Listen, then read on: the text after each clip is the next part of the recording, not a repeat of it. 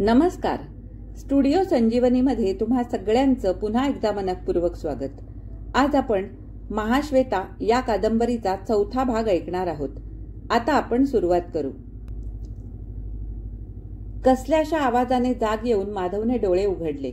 आपण आपल्या घरी आपल्या खोलीत नाही हे त्याला कळून आले, पण मग आपण आहोत कुठे हे मात्र त्याच्या लक्षात येईना. कूस फिरवून त्याने खोलीत सभोवार नजर टाकली. ही अपरिचित खोली अगदी छोटी, एखाद्या मोठ्या पेटीसारखी होती. तो झोपला होता ती लोखंडी खाट भिंतीजवळ. भिंत कसली ती? भिंतीचा रंग दिलेले लाकडी पार्टिशन होते ते. तिथे एक छोटेसे टेबल आणि खुर्ची होती. त्या पार्टिशन पलीकडे ट्रंका सरकवल्याचा आणि माणसांच्या बोलण्याचा आवाज येत होता. त्याही पलीकडे कुठेतरी कब्बशांचा खळखळाट, बादल्यातून नळ वाहत असल्याचा आवाज, टेलिफोनच्या घंटेची टर्र टर्र टर्र, धांदली जीवन क्रमदर्शक असे अनेक संमिश्र ध्वनी त्याच्या कानावर पडले. पार्टिशन पलीकडील ट्रंका एकमेकावर आदळल्याच्या आवाजानेच आपण जागे झालो आहोत हे त्याच्या आता लक्षात आले. पण स्थलकालाबद्दल त्याची स्मृती चटकन जागृत होईना. गॅलरीकडचा एकुलता एक दरवाजा संपूर्ण बंद होता आणि खिडकी अर्धवट बंद होती. त्यामुळे खोलीत संधिप्रकाशा इतपतच उजेड होता. त्या अर्धवट अंधारात त्याचे मन अधिकच गोंधळून गेले. त्याने पुन्हा डोळे मिटून घेतले आणि स्मृतीला सचेतन करण्याचा तो प्रयत्न करू लागला. अंधारात एक एक वस्तू चाचपडत खुणेने ओळखाव्यात तशी एक एक गोष्ट तो आठवू लागला. हो, आता आठवलं. तो भयंकर प्रकार घडल्यानंतर मित्राच्या सहवासात मनाला शांती मिळवावी म्हणून काल सकाळी बंगलोरच्या मित्राला तार करून आपण येत असल्याचे कळविले. रात्रीच प्रवासाची तयारी करून ठेवली होती. दुपारी आपण हिरवळहून निघालो, पण अर्ध्या रस्त्यातच धनगोंडा पाटलाने आपणाला गाठले. सारा प्रकार त्यांच्या कानी गेला होता. त्यांनी आपणाला शिपूर्लीला त्यांच्या गावी नेले आणि आपण प्रथम मुंबईला जावे असा त्यांनी आग्रह धरला. त्यांच्या एका जमिनी संबंधीचे मुंबईच्या कोर्टात काम चालू होते. त्या संबंधीचे काही महत्वाचे कागदपत्र त्यांच्या मुंबईला असणाऱ्या मेहुण्याकडे आपण पोचते करावेत. त्या मेहुण्याच्या वाळकेश्वरातल्या बंगल्यात 8 दिवस पाहुणचार घ्यावा आणि मग बंगलोरला जावे असा त्यांनी आग्रह धरला. तो बेत आपण मान्य केला. आपणाबरोबर ते मिरजेपर्यंत आले. फर्स्ट क्लासच्या डब्यात आपली उत्कृष्ट व्यवस्था लावून दिली. आपला बेत बदलल्याची बंगलोरच्या मित्राला त्यांनी तार करून टाकली आणि आपण येत असल्याचे आपल्या मेहुण्याला ट्रंक कॉल करून कळविले. अशा तऱ्हेने आपण मुंबईच्या मार्गाला लागलो. पण बोरीबंदर स्टेशन जसं जसं जवळ येऊ लागलं तसं तसं आपलं मन माघार घेऊ लागलं. यावेळी कुणाही परिचिताच्या घरी जाण्यास आपलं मन तयार होईना. म्हणून बोरीबंदरला न जाता मध्येच आपण दादर स्टेशनवर उतरलो. मुंबईच्या गर्दीची तशी साधारण कल्पना आपणाला होती, पण इथं कुठल्याच हॉटेलमध्ये वाटेल तो दर देऊन सुद्धा जागा मिळणार नाही ही मात्र कल्पना नव्हती. सगळी मोठमोठी हॉटेल्स भरलेली होती. शेवटी शिवाजी पार्कच्या टोकावर एका बाजूला या हॉटेलमध्ये ही खोली मिळाली. जागेची पूर्ण जाणीव येताच त्याने डोळे उघडले आणि मनगट उचलून घड्याळाकडे पाहिले. 4 वाजून गेले होते. गेल्या 3 दिवसात आज प्रथमच त्याला 4 तास चांगली गाढ झोप लागली होती. आता त्याला बरीच हुशारी वाटू लागली. चक्रीवादळातून जीव बचावून बाहेर पडल्यानंतर होऊन गेलेल्या वाताहतीकडे माणूस त्रयस्थ बनून ज्या तटस्थ नजरेने पाहत राहतो तसा तो घडून गेलेल्या घटनांकडे आता इथे दूर अपरिचित स्थळी पडल्या पडल्या पाहू लागला. गेल्या 3 दिवसात केवढा भयंकर इतिहास घडून गेला होता. ती प्रसंग मालिका आता त्याच्या नजरेसमोर येताच त्याचे मन काहीशा निराशेने पण अधिकांश कटुतेने भरून गेले. सुखाच्या परमावधीच्या क्षणी अचानक नजरेस पडलेल्या त्या विद्रूप डागाने त्याच्या मर्मावर प्राणांतिक आघात केला होता. इतर दुसऱ्या वेळी त्याच्या दृष्टीस तो डाग पडला असता तर कदाचित त्याचे सौंदर्यपूजक मन इतके बेभान झाले नसते. पण आपल्या अगदी मनाप्रमाणे सुंदर बंगला बांधावा आणि ऐन गृहप्रवेशाच्या वेळी क्षणीच त्याचा पाया खचून तो पत्त्याच्या बंगल्यासारखा सपशेल कोसळून पडावा अशी त्याच्या मनाची अवस्था झाली होती. कोडाचा डाग म्हणजे काही सौंदर्य वृद्धी करणारा चंद्रावरचा डाग नव्हे, अगर मुखचंद्रावरचा तीळ नव्हे. दुधाच्या भांड्यात पडलेला ताकाचा थेंब ज्याप्रमाणे पसरत जाऊन साऱ्या दुधाचे नितळ सुंदर स्वरूप विद्रूप करून टाकतो, त्याप्रमाणे कोडाचा एक लहानसा डाग शरीरभर पसरत जाऊन त्याचे सौंदर्य नष्ट करून टाकतो ही वस्तुस्थिती त्याला दृष्टीआड करता येत नव्हती. कोडी माणसे त्याने पाहिलेली होती. गेले 3 दिवस ती सगळी माणसे, कोडाची ती विविध विद्रूप रूपे भूतासारखी त्याच्या नजरेसमोर नाचत होती. त्याची सौंदर्यनिष्ठा प्रखर होती.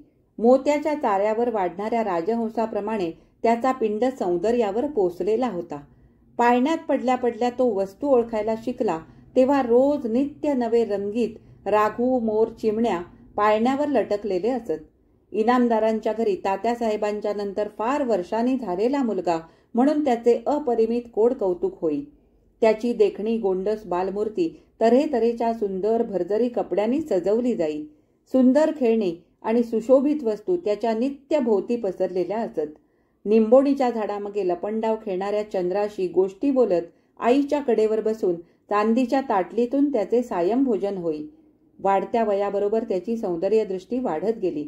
पुढे त्याची आई वारल्यानंतर वयाच्या 10व्या वर्षापासून शिक्षणासाठी म्हणून तो आपल्या चित्रकार मामाच्या घरी साताऱ्याला राहिला. तिथल्या वातावरणात आणि मामांच्या सहवासात त्याची सौंदर्यनिष्ठा वाढतच गेली. आजपर्यंतच्या त्याच्या आयुष्यात कुठल्याही तऱ्हेचे अपयश त्याच्या वाट्याला आले नव्हते. सुधाशी त्याचे लग्न ठरले, वाङ्निश्चय झाला. त्या दिवशी तर आपण यशाचे शिखर गाठले असेच त्याला वाटले होते. मामीच्या बहिणीच्या लग्नात वरपक्षाकडील मंडळीत त्याने सुधाला प्रथम पाहिले होते. तिच्या अनुपम सौंदर्याने तो स्तिमित झाला होता आणि त्याच क्षणी त्याने आपली भावी वधू मनाने पसंत करून टाकली. त्याची ही निवड घरी कुणालाच, विशेषतः घरच्या सर्वाधिकारीणी धाकट्या आईसाहेबांना मान्य नव्हती. कारण आपली दूरची भाची सून म्हणून आणून सासर माहेरचा संबंध दृढतर करावा आणि घरची संपत्ती घरातच ठेवावी अशी तिची इच्छा होती. त्या दृष्टीने तिने हालचाल सुरू केली होती. पण माधव त्या दिशेने एकही पाऊल टाकायला तयार नव्हता. शेवटी तात्यासाहेबांच्या पाठिंब्यामुळे त्याची इच्छा पूर्ण झाली. त्याला इतकी सुंदर बायको मिळाल्याचे पाहून त्याच्या मित्रांनी त्याच्या भाग्याचे उघडपणे मोठे कौतुक पण मनातून हेवा केला होता. लग्नाच्या शुभप्रसंगी त्याचे ते सगळे मित्र अर्थात हजर होते. त्यावेळी वधूवेशात सजलेल्या सुधाच्या असामान्य सौंदर्याने ते स्तिमित झाले होते. एकाने त्याच्या कानाशी लागून म्हटले, मधू दोस्ता, मोठा नशीबवान आहेस. अरे, सुंदर पत्नी मिळणं हे पुरुषस्य भाग्यम. दुसऱ्या एका कविमित्राने म्हटले, अरे, ही तर मूर्तिमंत काव्यदेवताच अवतरली आहे असं वाटतं. एवढे म्हणून तो थांबला नाही, तर लगेच त्याने एक सुंदर गीत करून टाकले आणि रात्री बैठकीत आपल्या सुरेल स्वरात ते गाऊन त्याने मोठी बहार उडवून दिली होती. त्याच्या फोटोग्राफर मित्राने दोघा वधूवरांचे तऱ्हेतऱ्हेचे फोटो काढले होते आणि एक फिल्मही घेऊन ती त्याला भेट म्हणून दिली होती. मित्रांचा हा अमाप उत्साह केवळ सुधाच्या सौंदर्यामुळेच आहे हे त्याला कळत होते आणि त्याचे मन अभिमानाने फुलले होते. गाव लोकांनीही त्याच्या निवडीचे मोठे कौतुक केले होते. जो बघेल तो म्हणू लागला, बापूसाहेबांनी बायको मोठी सुंदर मिळवली.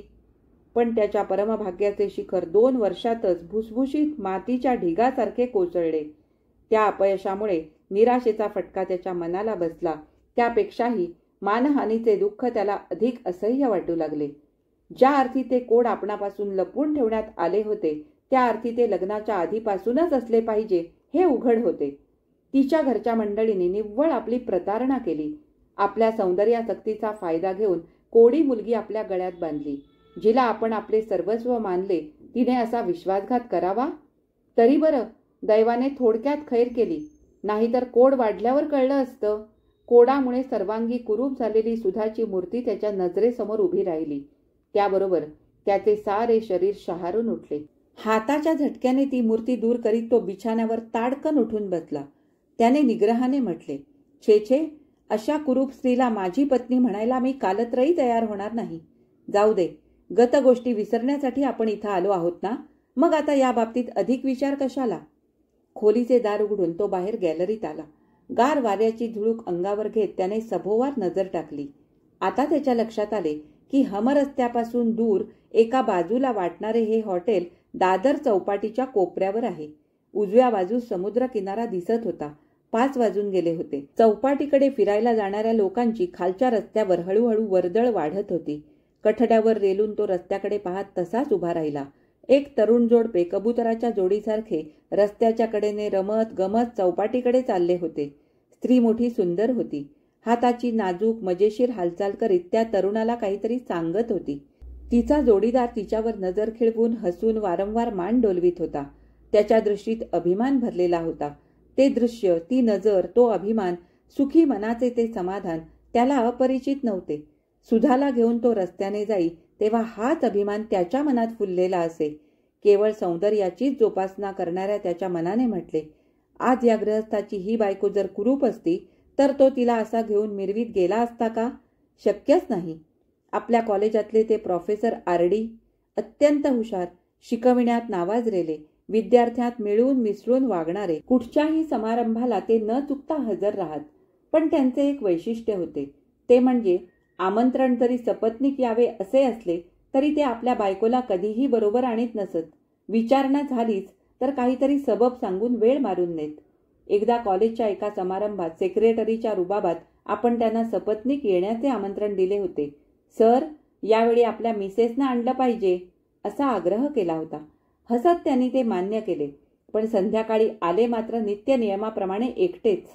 आपण विचारता दिलगिरी प्रदर्शित करून त्यांनी म्हटले, येणार होती ती, पण तिची प्रकृती बरी नाही असे म्हणून ते घाईघाईने हॉलमध्ये निघून गेले.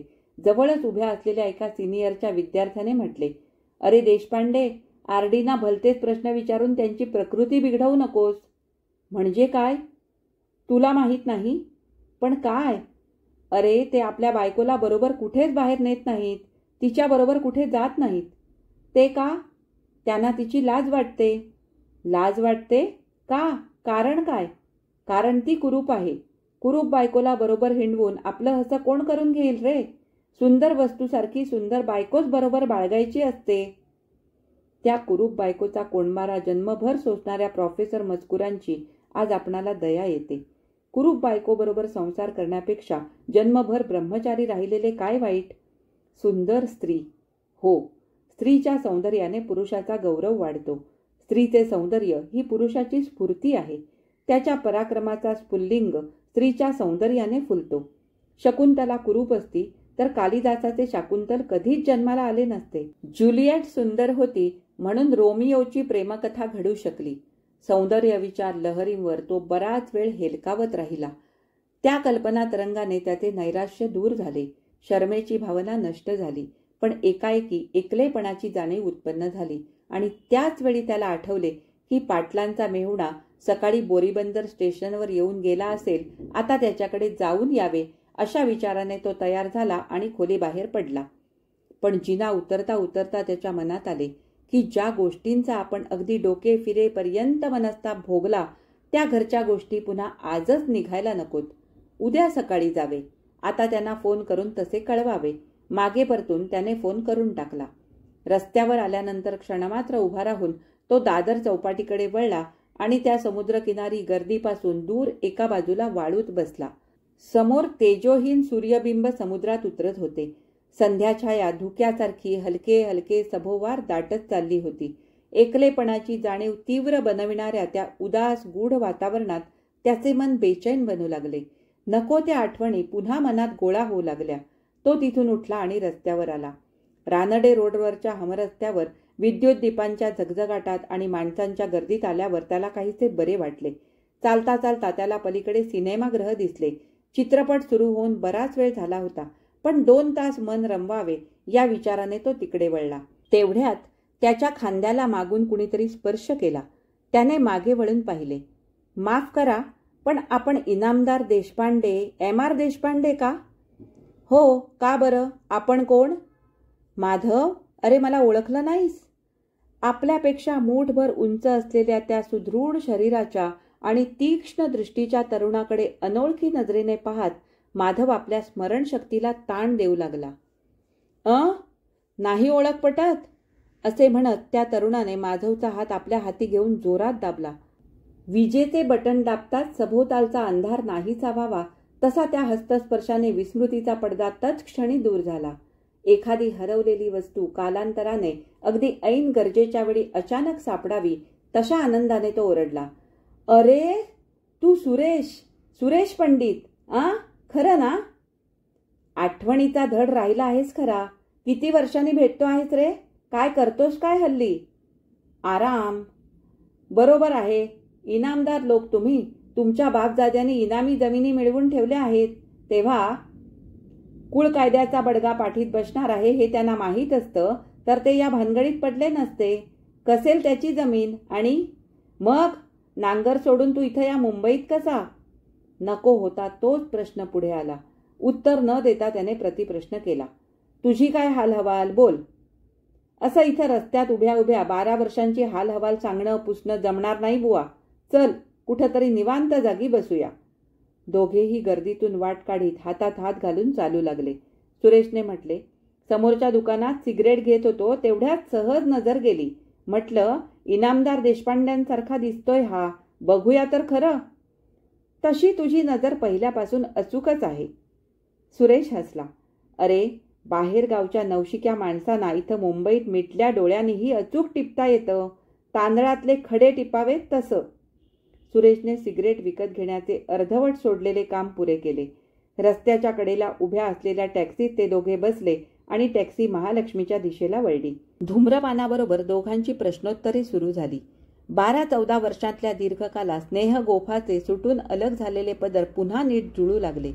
माधव बोलत होता, पण त्याच्या अंतर्दृष्टीसमोर 12 वर्षापूर्वींचा शालेय जीवनाचा चित्रपट उलगडत चालला होता. माधव मूळचाच काहीसा नाजूक प्रकृतीचा आणि हळव्या मनाचा होता. आईच्या मृत्यूचा परिणाम त्याच्या प्रकृतीवर होऊ लागला. वृत्ती कुढी बनू लागली. तेव्हा डॉक्टरांच्या सल्ल्यावरून त्याच्या मामानी आणि तात्यासाहेबांनी त्याला पाचगणीला ठेवले. तिथल्या हिल हायस्कूलचे शिक्षण चांगले असते असा लौकिक होता. बोर्डिंगही उत्कृष्ट होते. पाचगणीचे पहिल्या दिवसाचे चित्र त्याच्या नजरेसमोर उभे राहिले. निसर्गाच्या परिसरात एका छोट्याशा टेकडीवर असलेल्या शाळा, बोर्डिंगच्या नव्या बांधणीच्या इमारती दुरून कशा चित्रासारख्या दिसत असत. तिथले मोकळे आनंदी वातावरण, प्रेमळ अध्यापक वर्ग, समवयस्क विद्यार्थी, आपल्या किशोर दृष्टीला ते सारे वातावरण मोठे चमत्कृतीपूर्ण वाटले. एखाद्या विशाल बुंध्याच्या जुनाट ढोलीत रात्रभर डोळा मिटून पडलेल्या पक्षाच्या पिलाने सकाळच्या प्रकाशात बाहेरच्या नव्या अद्भुत जगाकडे कुतूहलाने पाहावे, उडण्यासाठी पंख फडफडावेत, तशी आपली अवस्था झाली होती. त्या नव्या सृष्टीत आपण लवकर रमलो. मातृवियोगाचे दुःख विसरलो. केवळ नव्या वातावरणामुळे नव्हे, तर या सुरेशचा जो जिव्हाळा पहिल्या दिवशीच आपणाला लाभला, त्यामुळे आपण दुःख तर विसरलोच, पण आपला स्वभावही बदलला. त्या दिवशी संध्याकाळी शाळा सुटल्यावर पुढच्या मोठ्या पटांगणात चाललेले खेळ पाहत आपण एका बाजूला बसलो होतो. नव्या ओळखी व्हाव्यात, मित्रपरिवार मिळावा ही तीव्र इच्छा, पण त्या दिशेने हालचाल करण्याएवढी विनासंकोच वृत्ती, तेवढा धीटपणा आपणात नव्हता. अर्थात आजही या मोठ्या वयात तो आलेला नाही. आपण बसलो होतो तेव्हा पाठीमागून कुठूनचा एक मुलगा आपल्यासमोर येऊन उभा राहिला. 3-4 वर्षांनी मोठा, पण दुहेरी हाडाचा, रुंद पाठीचा, ताठ छातीचा, वर्ण सावळा. डोळे तसे सुंदर नाहीत, पण त्या विशाल डोळ्यात केवढा निर्भयपणा दिसत होता. हसत त्याने विचारले, माधव देशपांडे ना तुझे नाव? चल ना खेळायला, असा बसून काय राहिलायस, चल. आपणाला हाती धरून त्याने उठवले. त्याच्या स्नेहाळ हातस्पर्शाने आपला नवखेपणा विरघळून गेला. त्याने म्हटले, आजच आलायस ना तू? चल तर मग, तुला मी आज सगळी शाळांनी बोर्डिंग दाखवतो. मग आपण शाळेमागच्या सूर्यास्त टेकडीवर फिरायला जाऊ. फार सुंदर देखावा दिसतो तिथून. चालता चालता आपण विचारले, तुझे नाव काय? सुरेश पंडित. पण फक्त आडनावाचाच पंडित आहे हं मी. अभ्यासात आमचं काही पांडित्य चालत नाही. 4थीतून दोरी लावून आम्हाला 5वीत खेचलं, पण यावर्षी पुन्हा वर खेचण्या इतकी मजबूत दोरी हेडमास्तरांना मिळाली नाही, म्हणून अस्मादिक 5वीतच बसून आहेत. मान उडवून बेफिकीरपणे तो अशा काही गमतीदार आवाजात बोलत होता की आपल्यातली अनोळखीपणाची जाणीव एकदम नाहीशी झाली. हा 2 इयत्ता पुढे होता, पण याच्याशी आपली चांगलीच गट्टी जमली. याच्या चित्रकलेच्या छंदामुळे त्यावेळी याची मैत्री आपणाला हवी वाटत होती की याच्या निर्भय, काहीशा बेडर वृत्तीचे आपल्या भिडस्त भित्र्या स्वभावाला विशेष आकर्षण वाटत होते, हे आजही आपणाला निश्चित सांगता येणार नाही. पण एवढे मात्र खरे की याच्या प्रेमळ दिलदार वागणुकीचा आपल्या मनावर फार खोलवर परिणाम झाला. आपले कुढे अबोल मन याच्या सहवासात कसे मोकळे होई. उत्कट मित्रप्रेमाचा पहिला अनुभव, निष्कपट मैत्रीचा खरा आनंद पहिल्या प्रथम आपण या सुरेशच्या सहवासात अनुभवला. अभ्यासात हा कच्चा होता तो याचा दोष नव्हता. त्याची बुद्धी तशी तल्लख, पण ती सारा वेळ चित्रकलेतच गुंतून राही. उत्कृष्ट चित्रकार म्हणून तो शाळेत नावाजलेला होता. दिल्लीच्या एका कुठच्याशा कुमार चित्रकला प्रदर्शनात त्याने एक सुवर्ण पदकही पटकावले होते. याचे वडील हैदराबादला प्रख्यात चित्रकार होते. जातिवंत गवयाच्या पोराने सुरात हसावे नि तालात बोलावे, तसा हा चित्रकाराचा मुलगा पेन्सिलच्या रेघोट्या आणि कुंचलाने सहज फटकारे मारून अशी काही हुबेहूब सुंदर चित्रे काढीत असे की शिक्षक वर्ग खुश होऊन जाई. बाकी कुणाच्याही खुशीची नाखुशीची स्वारीला पर्वा नसे. धाकाला दबकणे माहीत नव्हते. आयुष्यातल्या या पहिल्या मित्राचा आपणास फार अल्प सहवास घडला, कारण आपली प्रकृती एका वर्षात चांगली सुधारली असे पाहून पुढच्या वर्षी मामाने आपणाला साताऱ्याला आपल्या घरी नेऊन तिथल्या शाळेत घातले. कौटुंबिक वातावरणात घरच्या माणसांच्या मायेच्या उभेत स्वतःच्या देखरेखीखाली आपल्या मातृविहीन इनामदार भाच्याने वाढावे अशी त्यांची इच्छा होती. पाचगणीला त्यांनी केवळ नाईलाजानेच आपणाला बोर्डिंगमध्ये ठेवले होते. मित्रवियोगाने आपले मन कित्येक दिवस बेचैन बनले होते, हुरहुरत होते. पत्राने मैत्री टिकवण्याचे ते वय नव्हते, पण लहानपणच्या स्नेहाची स्मृती माणसाच्या मनात कायमची घर करून राहते. टॅक्सीच्या वेगाबरोबर चाललेल्या आवेगपूर्ण संभाषणातून माधवला सुरेशची बरीच माहिती मिळाली. दुसऱ्या वर्षी पुन्हा 5वीत नापास झाल्यामुळे त्याच्या वडिलांनी त्याला बंगलोरमध्ये बोर्डिंगमध्ये ठेवले होते. पण वेगवेगळ्या शाळांतून प्रवेश करून सुद्धा स्वारीने प्रवेश परीक्षेचा उंबरठा काही ओलांडला नाही. त्यामुळे मुंबईच्या जे आर्ट स्कूलमध्ये त्याची जाण्याची इच्छा असूनही तिथे त्याला प्रवेश मिळाला नाही. मग हैदराबादला घरीच वडिलांच्या स्टुडिओत त्यांच्या देखरेखीखाली त्याने झपाट्याने प्रगती केली. परदेशी जाऊन प्रगतीचा आणखी एक टप्पा गाठला. वडील वारल्यानंतर 3 वर्षांपूर्वी त्याने मुंबईत स्वतःचा स्टुडिओ सुरू केला होता. माधवने म्हटले, म्हणजे एकंदरीत तुझा धंदा इथे चांगला चाललेला दिसतोय. अरे कुठचाही धंदा, अगदी चर्मकाराचा धंदा सुद्धा या मुंबईत उत्कृष्ट चालतो. यशस्वी धंद्याची गुरुकिल्ली, माधवने हसून मध्येच म्हटले. कुठच्याही गुरुला कधी न मानणारा तू आणि त्याची किल्ली म्हणजे चिकाटी, प्रामाणिकपणा, श्रम वगैरे वगैरे. छे छे, नसत्या भलत्या गोष्टी तू मला चिकटवू नकोस. शाळेत असताना या तुझ्या वगैरे वगैरे पैकी एक तरी दुर्गुण तू माझ्यात पाहिला होतास काय? अरे बाबा, या सगळ्या तथाकथित गोष्टी लोकांना चकविण्यासाठी असतात. मग तुझ्या दृष्टीने यशाचं सूत्र कोणतं? सूत्र अगदी सोपं आहे, पण तेवढंच कठीण आहे. सगळे लोक आपल्यापेक्षा मूर्ख आहेत असा आत्मविश्वास ज्याच्यात असतो त्याच्या धंद्याचं बस्तान झटकन बसतं. त्याच्या निसर्गदत्त निर्भय नजरेत जगाविषयी तुच्छतेचा भाव स्पष्ट दिसत होता. कसलीशी पूर्वस्मृती जागृत होऊन माधव हसला. त्यांची तुझ्यात यत्किंचितही उणीव नाही. शाळेत असताना तू हेडमास्तरांना सुद्धा एकदा मूर्ख बनविले होतेस, आठवते? आणि मग एका पंक्तीवरून दुसरी पंक्ती लावावी तशी एका आठवणीवरून दुसरी आठवण असे होत दोघे स्मृतीसागरात पोहत राहिले. दुसऱ्या दिवशी त्याच्या घरी जाण्याचे कबूल करून माधव रात्री आपल्या हॉटेलमध्ये परत आला. तो अगदी फुललेल्या मनस्थितीत. सुरकुतून जमिनीवर निपचित पडलेल्या फुग्यात हवा भरू लागली म्हणजे तो जसा पुन्हा तरल बनून वाऱ्यावर डोलू लागतो, अंतराळात हलके हलके चढू लागतो, तसा माधवचा मनोबदल होऊ लागला. नवा उत्साह त्याच्या मनात भरू लागला. जुने अप्रिय क्लेशदायी विचार झडून गळू लागले, नवे विचार पालवू लागले. या कादंबरीचा 4था भाग इथेच संपला. आता आपण पुन्हा भेटू कादंबरीचा 5वा भाग ऐकण्यासाठी. परंतु जर तुम्ही अजूनपर्यंत व्हिडिओला लाईक केलं नसेल तर लाईक करा, शेअर करा. माझ्या चॅनलवर नवीन असाल तर माझ्या चॅनलला नक्की सबस्क्राईब करा आणि सोबतचं बेल आयकॉनही दाबा, ज्यामुळे माझे येणारे नवीन नवीन व्हिडिओ सगळ्यात आधी तुम्हाला ऐकायला मिळतील. आता आपण पुन्हा भेटू 5व्या भागामध्ये. तोपर्यंत मी तुमचा निरोप घेते. धन्यवाद.